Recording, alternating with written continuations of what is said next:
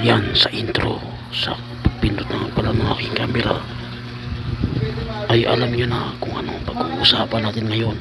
Siyempre walang iba, tungkol pa rin sa music. Ngayon simulan ko na. Siguro tayong lahat noong 80s ay alam natin ang kantang Lovebirds. Ako, itong Lovebirds na kanta ay naririnig ko noon kapag pinapatugtog ng mama ko sa radyo namin na karaoke. Pero ang gamit namin noon ay cassette tape, at paborito niya itong kantang ito na Lovebirds, at naririnig ko rin ito sa mga radio station.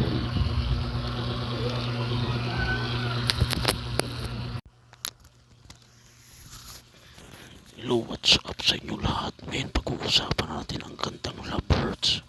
Noon, akala ko yung Lovebirds na kanta ay sumikat talaga noong 80s kasi pinahanap ko ito. At ang sabi ng kapatid ko, ang kumanta nito ay Nazareth. Pero naghanap-hanap ako sa YouTube, at maniwala kayo sa akin o sa hindi, yung kantang Lovebirds pala ay dati ng kanta. Sikat na pala ito noong 60s. At ang kumanta, ang original na kumanta ng kantang ito ay ang Everly Brothers. Paulit-ulit ko ito narinig noon sa YouTube pag naghanap ako ng mga kanta. At ngayon, mayroon akong pagkakataon na iparinig sa inyo ang kanta na inakala natin na sikat noong 80s kasi binigyan ng bersyon ng grupong Nazareth. Pero nalaman ko ang totoo na ang kantang Lovebirds ay sikat na nakanta noong early 60s, 1960s. At ang kumanta na ito ay ang grupong Everly Brothers. Ngayon pakinggan na natin para maniwala kayo na Everly Brothers ang kumanta ng Lovebirds, at iba ang tono nito kumpara sa kanta na Lovebirds na narinig natin sa FM radio station kapag pinapatugtog. At iba ang tono nito, mataas ang tono nito sa version.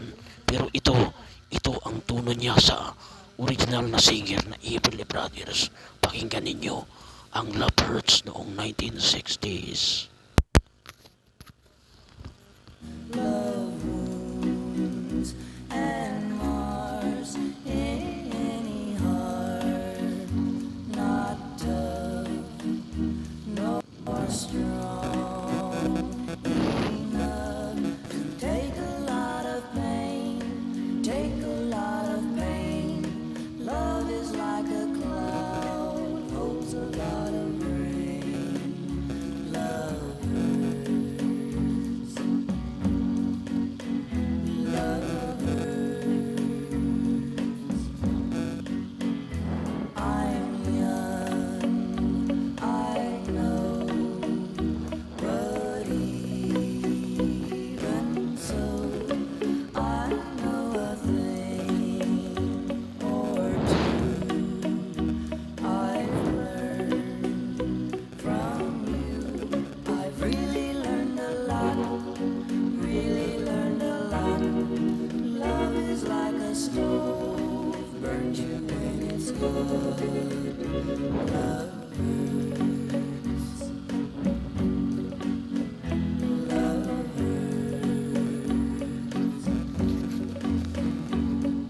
some fools rave of happiness, blissfulness, togetherness.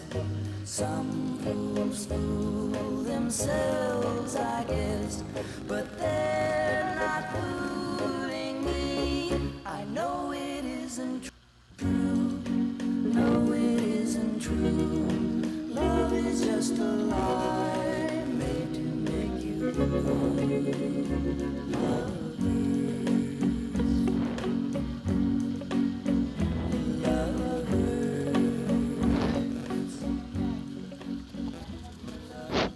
O diba, ibang-iba yung Lovebirds na narinig natin sa radyo kapag linggo. Diba yung Lovebirds na yun ay mataas at halos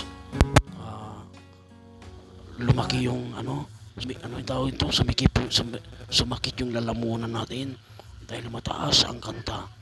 Akala ko nga rin noon na ang Lovebirds ay originally song talaga by Nazaret o Nazaret. Pero sa bandang huli, nalaman ko rin sa kwento kasi mahilig akong makinig ng kwento noon sa mga AM radio station na originally ang kumanta talaga ng Lovebirds ay Everly Brothers. At ang kantang ito ay sumikat noong kalagitnaan ng 1960s hanggang early 70s na sikat itong Lovebirds na ito. Ngayon ay makinig pa tayo ng isa pang lumang kanta mula sa The Everly Brothers. Like strangers, that's what we are. Darling, how can lovers pull apart so far? Like strangers, how can it be? Only days ago we loved so tenderly. I love you, truly I do, and I hope deep in your heart you love me true. Let's forget that we've been angry. Let's be lovers like before, and swear not to be like strangers anymore. Let's forget that we've been angry. Let's be lovers like before, and swear not to be like strangers anymore. O diba ang sarap makinig ng mga lumang kanta. Ngayon dito ko na tinatapos ang aking gawa sa hapon na ito.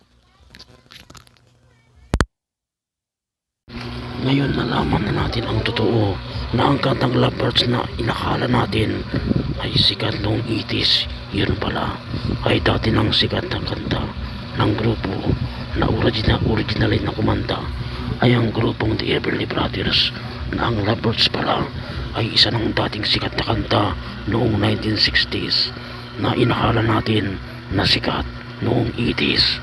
Ngayong nalaman na natin ang totoo, kayo na ang bahala kung anong paniniwalaan ninyo, kung sino sa inyo ang sa tingin ninyo kumanta na original, yung Nazaret ba o yung Everly Brothers. Ako narinig ko dati pa na ang Everly Brothers ang original na kumanta ng Lovebirds, at nalaman ko na rin ito ang totoong kumanta ng Lovebirds. Yun na, dito ko na tinatapos ang aking video sa hapon na ito. Magandang hapon sa inyong lahat.